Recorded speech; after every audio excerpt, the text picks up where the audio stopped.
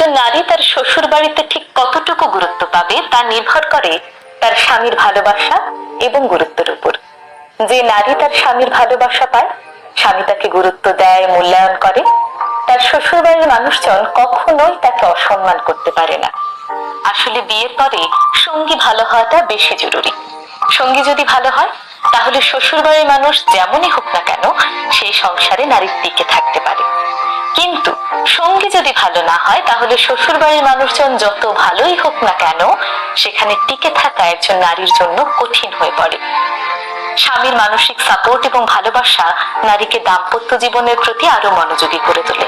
তাছাড়াও স্বামীর দায়িত্বশীল আচরণ, সহানুভূতি, সহমর্মিতা এই জিনিসগুলো থাকলে নারী অনায়াসে যুগের পর যুগ সেই স্বামীর সঙ্গে কাটিয়ে দিতে পারে।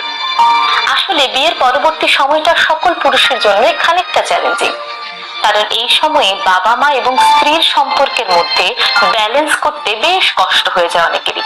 তার মানে এই নয় এক পক্ষকে খুশি রাখতে গিয়ে আরেক পক্ষের সঙ্গে সম্পর্কের টানাপোড়েন সৃষ্টি হবে।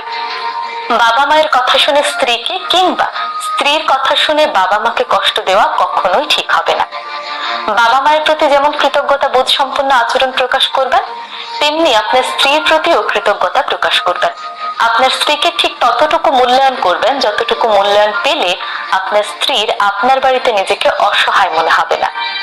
সবসময় বাড়ির সবাইকে আপন করে নিতে আপনার স্ত্রীকে সহায়তা করবেন, তাকে আত্মবিশ্বাস যোগাবেন।